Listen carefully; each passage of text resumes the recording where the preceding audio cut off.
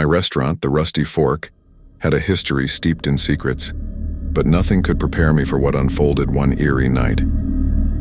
I was closing up, the last employee to leave.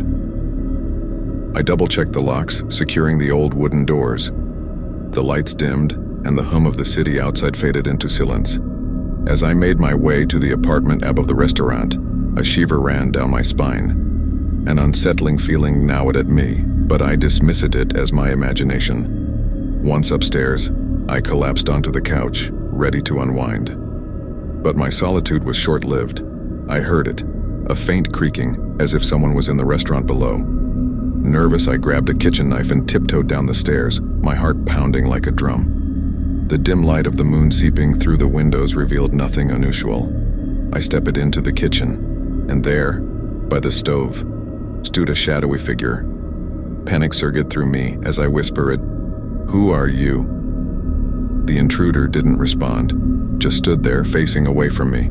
I raised the knife, ready to defend myself, when they suddenly turned around. Their face was obscured by a grotesque mask, eyes empty voids of darkness.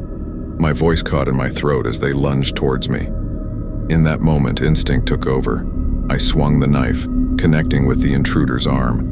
They howled in pain, staggering back.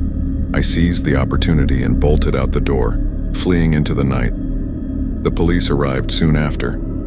They searched the restaurant but found no trace of the intruder. They told me the mask-wearing assailant had targeted several businesses in the area, always escaping before they arrived. The Rusty Fork would never feel the same. Its history now bore the mark of terror, and I couldn't shake the feeling that the secrets hidden within its walls were darker than I could have ever imagined. To this day, I wonder what would have happened if I hadn't been there that night. The Rusty Fork had its share of stories, but this one, a chilling encounter in the darkened kitchen, would forever haunt my memory.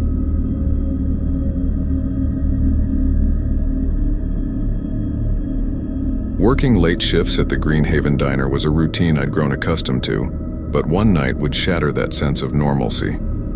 The last customer had left, and the clock struck midnight. Exhausted, I retreated to the tiny apartment above the diner. As I was about to settle in, a noise from below pierced the silence, the unmistakable clatter of pots and pans. I frowned, grabbing a baseball bat and creeping down the narrow stairs. The diner's entrance was locked, and the lights were off, but the sounds continued from the kitchen. My heart raced as I pushed open the door. A figure stood at the counter, their back to me, hunched over the griddle.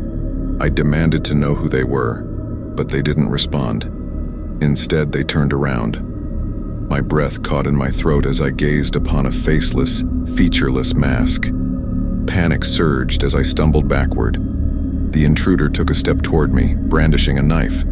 I swung the bat, connecting with their arm, causing them to drop the weapon. We grappled, but the intruder was stronger, pinning me to the floor. As the blade neared my throat, the front door swung open, flooding the room with light. It was a fellow employee, returning to grab a forgotten item. The intruder fled into the night, disappearing into the shadows. The police arrived, and we scoured the diner for clues, but the masked intruder left no trace. They told me about a string of similar break-ins at diners across town, each marked by a chillingly faceless assailant. The Greenhaven Diner was forever changed, the late-night hours now haunted by the memory of that terrifying encounter. I couldn't shake the feeling that the masked intruder had been drawn to something in the diner, something hidden in the dark corners of the kitchen. I knew one thing for sure. Some secrets were meant to stay buried, and the Greenhaven Diner held its own, hidden behind those locked doors in the dead of night.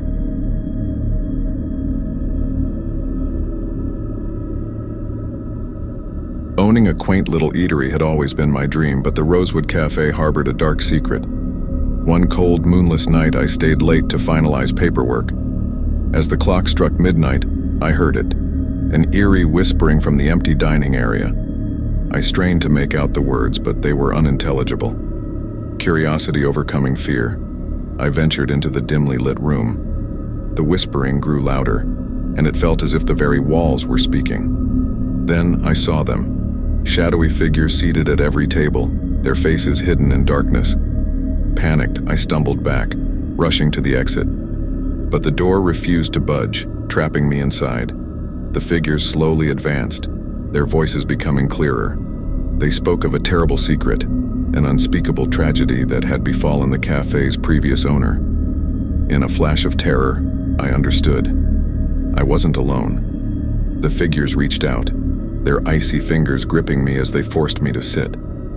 Their stories of suffering and despair echoed in my ears. I tried to scream, but my voice had abandoned me. The night seemed to stretch into eternity, the ghostly patrons recounting their torment.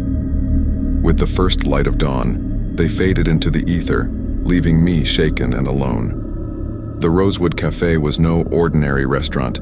It was a sanctuary for lost souls, a place where the dead found solace in sharing their agonizing tales. I realized that my dream had become a nightmare, and the secrets hidden within its walls were far darker than I could have ever imagined.